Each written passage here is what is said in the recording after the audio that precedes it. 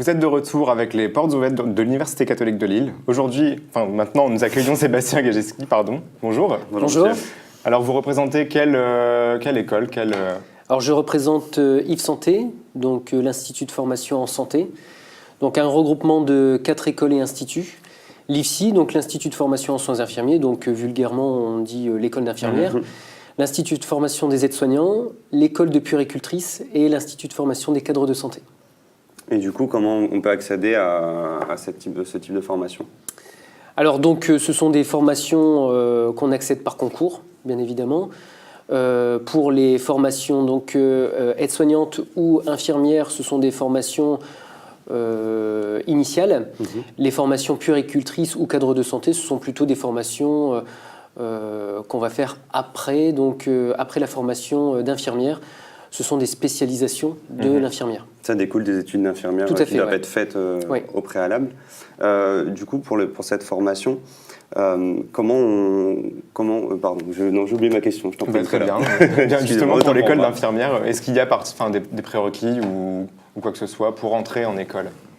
Alors, j'ai envie de dire que le bac est un prérequis, même s'il y a des possibilités d'accéder à cette formation sans le bac.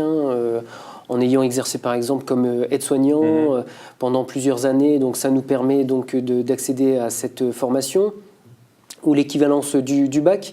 Mais c'est vrai que le bac c'est un prérequis, on va dire. Le type de bac, bac S, c'est ce qui est quand même privilégié. Mais bon, on a quand même des étudiants, en tout cas des candidats qui passent le concours avec des bacs variés et ça fonctionne, ST2S ou même des bacs de gestion qui n'ont rien à voir avec le domaine du scientifique et ça marche très bien. Du coup, l'acclimatation entre guillemets doit être plus difficile pour les personnes qui viennent d'autres filières. Probablement, c'est vrai qu'on dit que ceux qui font un bac S auront des facilités plutôt dans les matières scientifiques comme la pharmacologie, voilà, tout ce qui est plutôt scientifique. Ceux qui auront passé par exemple un bac L auront plus de facilité dans tout ce qui est raisonnement. Le raisonnement clinique, c'est quand même quelque chose de très important dans notre métier. Du coup, j'ai retrouvé ma question. Dans cette formation, est-ce qu'il y a beaucoup d'aspects pratiques parce qu'on sait que notamment la France est plus ou moins portée sur la théorie, contrairement au contraire de la Belgique. Donc du coup, est-ce que cette formation s'axe énormément, plus sur le côté pratique ? Alors les 4 formations, infirmière, aide-soignante, puéricultrice comme cadre de santé, ce sont des formations dites en alternance. Donc on alterne cours théorique à l'IFSI ou en tout cas à l'Institut et enseignement pratique en stage. D'accord. Et c'est des stages qui se déroulent sur combien de temps du coup ? Alors si je prends l'exemple de la formation infirmière, donc les stages ça va de 5 à 10 semaines et les étudiants doivent effectuer donc minimum un stage dans 4 typologies différentes. Les 4 typologies, donc, ce sont les soins de courte durée, c'est finalement à l'hôpital, en clinique, quand on va dans un service de médecine, de chirurgie, aux urgences, en réanimation, bloc opératoire. Longue durée, donc c'est tout ce qui est maison de retraite.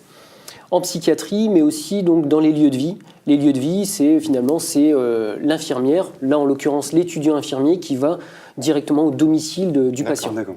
Et du coup, c'est dans ces stages pratiques, c'est vous qui donnez les contacts, par exemple, d'hôpitaux ou autres établissements, ou c'est à l'étudiant d'aller de l'avant et de démarcher les établissements ? Alors c'est nous qui cherchons les terrains de stage et c'est nous qui affectons les étudiants sur les lieux de stage. À Yves Santé, on laisse la possibilité aux étudiants, lors du dernier stage de 3e année, de choisir son stage, même de le chercher par lui-même, ce qui lui permet vraiment de s'orienter vers son projet professionnel. Si l'étudiant veut plus tard travailler aux urgences, il va chercher par lui-même un stage aux urgences, comme ça il a toutes les chances d'effectuer son stage sur ce lieu. Et alors du coup, comment s'en sortent les étudiants d'Yves Santé ? Est-ce que vous avez quelques chiffres peut-être par rapport à des taux de réussite ou... Alors, je ne m'attendais pas à cette question, donc c'est vrai que j'ai pas de chiffres là à vous communiquer, mais j'ai envie de dire que Yves Santé, comme les autres instituts de formation de la région, on est grosso modo au même taux de réussite. Hein. Oui. Ouais. Après, le plus dur, c'est peut-être d'avoir le concours avant. Le plus dur, c'est peut-être d'avoir le concours, peut-être, ouais. Bon, après, Yves Santé propose 2 préparations au concours.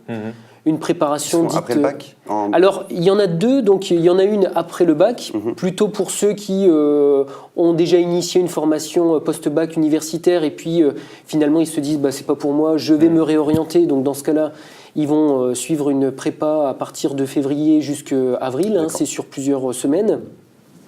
Mais on propose également une prépa dite intensive, plutôt pour ceux qui sont actuellement en train de passer le bac, hein, en terminale.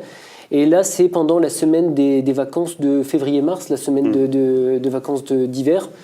Bon, bah, ils font le choix, hein, ces candidats-là. Et voilà. Les fêtes de Noël. Ils vont travailler, ils ne vont pas aller faire du ski.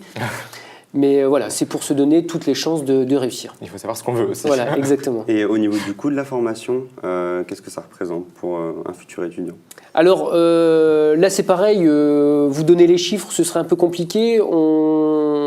Le tarif de la formation dépend du quotient familial. Donc ça, c'est vrai que c'est plutôt positif. En fonction du revenu départ. Voilà, exactement. Donc au moins, voilà, en fonction du revenu. Oui, c'est par barème, du coup. Exactement. D'accord. Comme fonctionne, comme le fait dire les établissements Absolument. de la catholique de Lille. L'accès est quand même beaucoup plus facile de suite. Ouais.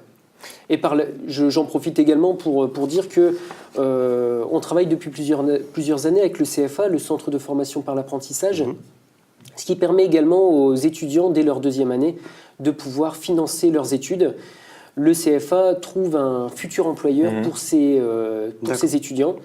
S'ils sont financés dès la 2e et 3e année, en fait, ils s'engagent à travailler pour cet établissement pendant 2 ans. D'accord. Voilà.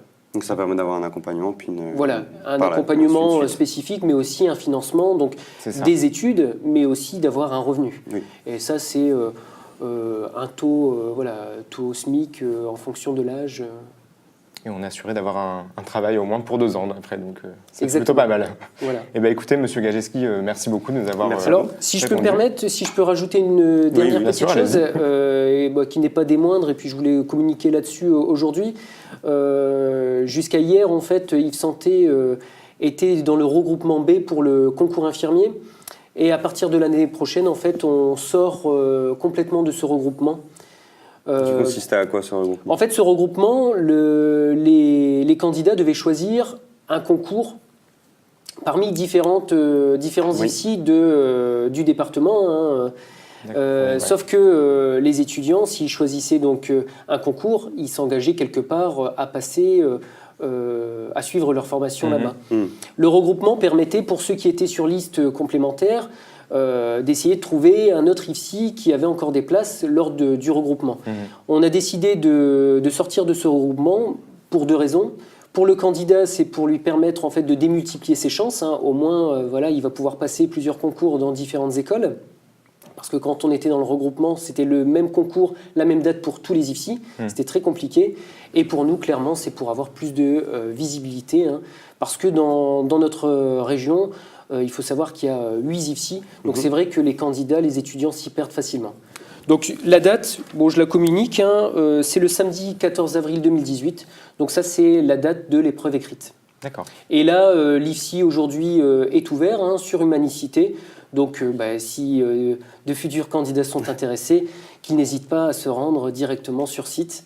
Une équipe pédagogique et des étudiants sont à disposition pour faire visiter les locaux et donner de plus amples renseignements. Donc, du coup, ce changement, ça permet plus d'entre guillemets, de polyvalence, ça permet aux étudiants d'avoir plus de chances. Plus de chances, oui, tout à fait, exactement. Parce qu'autrefois, il n'y avait qu'un seul concours, ça limitait. Ce qui était très réducteur. Oui. Si on enlevait pas mal de chances d'avoir d'autres concours. Exactement. Ou alors, il fallait partir de la région. Oui. Voilà, il fallait partir, c'est sûr. Merci beaucoup. Je vous en prie. Donc, jeunes étudiants, si vous voulez rejoindre Yves Santé, vous avez toutes les informations qu'il vous faut. Quant à nous, on se retrouve pour une prochaine interview. Merci.